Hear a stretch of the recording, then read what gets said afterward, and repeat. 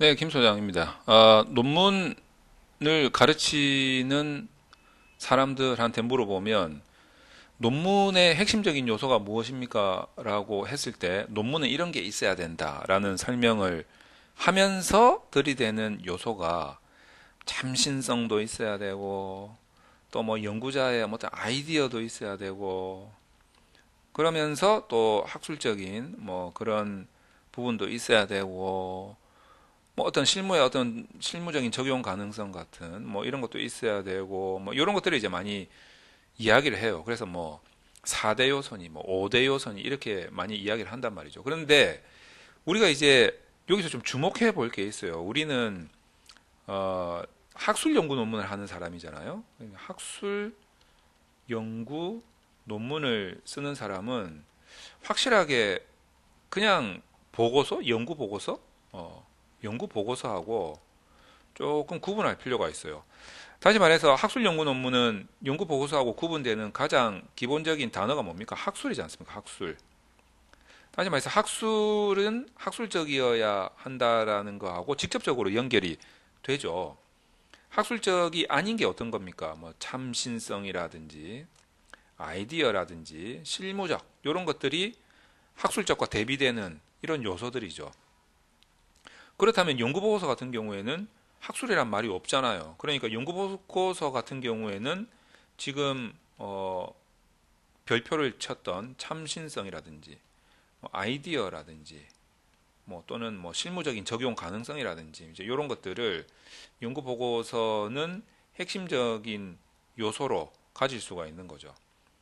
뭐 굳이 따진다면 연구보고서는 학술적이 아니어도 된다.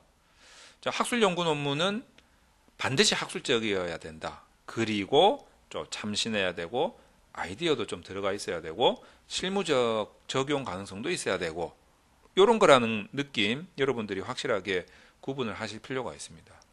자, 그렇다고 보면은 학술 연구 논문을 쓰는 우리들은 어디에 주 포인트를 둬야 되느냐라는 것을 좀 심각하게 고민해 볼 필요가 있어요. 학술 연구 논문에서 꼭 있어야 되는, 빠져서는 안 되는 부분이 학술적인 부분이죠. 자, 그리고 나머지들은 플러스 알파예요. 플러스 알파. 얘도 플러스 알파. 플러스 알파. 플러스 알파의 요소들이라는 거죠. 그러면 여러분들이 그 비중을 학술적인 거에 두어야 할까요? 아니면 이런 플러스 알파에 비중을 두어야 할까요? 당연히 학술적에 별표 5개 치고 그 다음에 플러스 알파에 별표 한 2개, 3개 정도 치는 게 맞겠죠.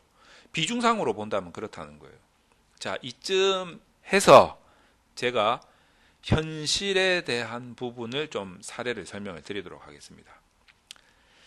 많은 대학원생 분들이 계속 어릴 때부터 막 전교 1, 2등 하면서 상위권에서 쭉 와가지고 대학원까지 오신 분들은 아니 뭐 당연히 논문 잘 쓰겠지 이렇게 생각을 하잖아요. 그런데 이제 논문을 쓰면서도 걱정이 되고 나는 왜 이렇게 논문에 뭐 자신감이 없을까? 나는 왜 논문 쓰는 연구 능력이 없을까? 이렇게 판단을 스스로 하시는 분들은 뭐 그분들 중에서 또 일부분은 실제로 이제 그 실무에 많이 계시다가 현재 직장을 다니시는 거예요. 아니면 사업을 하시든지 그 현장 실무에서 열심히 누구보다도 더뭐 현장 감각에 대해서는 뭐 장난 아닌 거죠. 그런데 이분이 이제 어떤 그뭐 평생 교육의 일환으로 특수대학원을 가시던 아니면은 내가 좀 전문적인 공부를 좀 하겠다라고 해서 전문대학원이나 일반대학원에 가시던 어쨌든 대학원에 오셨다 이거예요. 자, 그러면 이 부분은 진짜 교수님들보다도 실무 현장 경험은 장난 아니게 끝내주시는 분들이에요. 근데 이제 이분들이 이제 학교에 딱 들어온 이상 지금 세계가 달려졌다는 거죠. 학술 세계에 들어와 버린 거예요.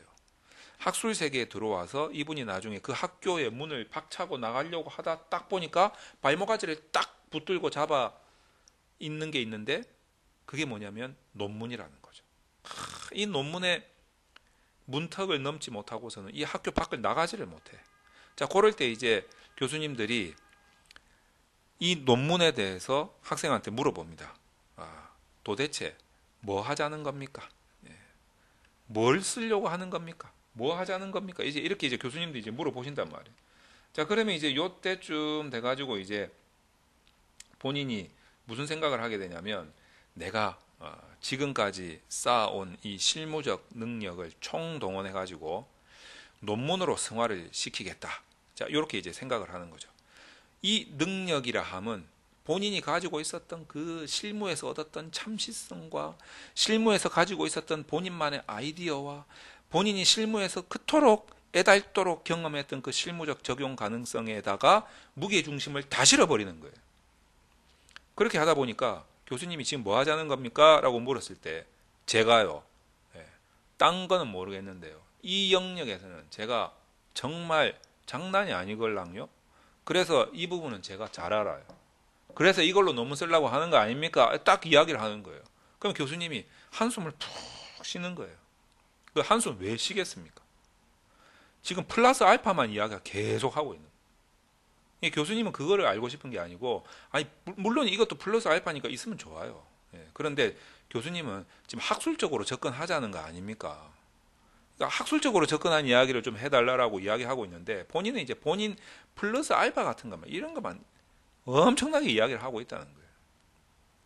그러니까 이제 학생들은 어떻게 생각을 하냐면, 아씨 이거 진짜 장난 아닌데 그냥 끝내주는데, 아 왜 이거를 교수님들은 몰라주나? 그때 교수님이 속으로 뭐라고 하시냐면, 아니 그거 진짜 끝내주는 건 알겠다는 거예요. 근데 그거를 그렇게만 가지고 연구를 하려면 요렇게 연구 보고서를 쓴 다음에 그 다음에 이제 어디로 가야 되냐면, 학교로 오는 게 아니고 저기 특허청을 가시라는 거예요. 특허청을. 이게 지금 뭔가 이제 안테나가 잘못 꽂혀가지고 학교로 오신 거예요. 아니, 그렇게 훌륭한 거면 연구 보고서를 쓴 다음에 특허청으로 가시라는 거예요. 이제 같이 이제 변리사하고 같이 여기다가 의논을 하셔가지고, 교수님이 아니라 변리사하고 의논을 하셔야 된다는 거예요. 제가 이제 이렇게까지 비유를 하는 목표가 뭔지 이제 아시겠죠? 여러분들이 어디에 지금 비중을 둬야 하는데 내가 실상 어디에 비중을 두고 있었구나. 학술적인 부분에 비중을 뒀었어야 한다라는 거예요. 자, 그래서 제가 여기에 대한 대안을 좀 드리도록 하겠습니다.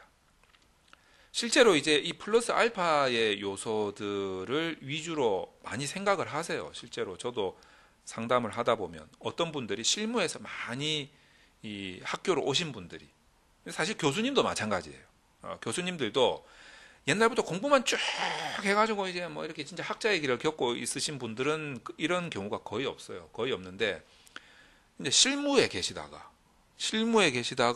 어떻게 필요에 의해서 이렇게 박사학위를 받아가지고 내 인생의 터닝 포인트를 한번 만들어 볼까 해가지고 이제 학교로 딱 오셔서 교수가 되신 분들, 이런 분들이 주로 보면은 요 플러스 알파에 많이 의존하신 분들, 마인드 자체가 그렇게 그분들이 형성이 된 거예요. 마치 이제 연구 보고서를 많이 다루어 왔기 때문에 어떤 학술에 대한 부분을 이제 깜빡하고 계신 분들이 제법 많아요. 학생들은 더 그렇고. 그런데 이제 이 학생들 분이 실무에 계속 계시다가 오신 분들이 자꾸 학술적인 거 자꾸 놓친단 말이에요. 그래서 제가 드리는 대안이 뭐냐면, 처음에는 이렇게 시작하죠. 처음에는 충분히 이렇게 시작할 수 있어요. 그래서 별 6개. 이런 데서 참신하고 아이디어적이고 실무적 적용 가능성에서 시작할 수 있죠. 저도 뭐 그렇게 많이 하는데 뭐. 그런데 이 생각에서 더 깊게 나가지 마시고 탁 끊은 다음에 어디로 가야 되냐면, 얘네들의 키워드를 가지고 선행연구조사로 가보세요. 선행연구조사. 자, 선행연구조사로 가서 선행연구조사를 하셔야 돼요. 이 선행연구조사를 또 하라고 하니까 막 오만 때만 연관 키워드들 다 해가지고 막 엄청나게 들어가요. 진짜 뭐 지구 끝을 파에 치려 가는 것처럼 비장한 각오로. 아니, 너무 그렇게 하실 필요도 없어요. 인간의 머리로 이 많은 선행연구조사 다 못 봐요. 그러니까 내가 소화시킬 수 있는 정도로만 선행연구조사를 하셔야 된다는 거죠. 그러니까 너무 막 뭐 옆에 거, 앞에 거, 뒤에 거, 위에 거, 밑에 거 다 보다 보면 우주 삼라만상 다 봐야 되거든요. 그러면 학문에 대한 정체성도 없어지게 되고, 결국 뭐 그렇게 해서 연구 모형을 짰다 쳐요. 얼마나 많은 이론적 배경을 써야겠어요. 연구 문제는 또 한 32,465개 정도 될 거고. 그러니까 그렇게 할 수가 없으니까 선행연구조사도 본인이 범위를 딱 정해야 돼요. 나 여기서 요만큼만 볼래? 이런 식으로. 그래서 이제 그런 요령을 잘 쌓아야 됩니다. 다시 말해서 우리가 실질적으로 논문을 왜 쓰는데 하려고, 왜 쓰는데, 뭐 때문에 쓰는데라고 질문을 받았을 때 시작은 이러했으나 내가 왜 하게 된 거는 학술적인 선행연구조사 과정에서 나온 거다. 요런 느낌을 절대 잊지 마시기 바랍니다. 굉장히 중요한 거라서 제가 강조를 거듭해서 말씀드렸습니다.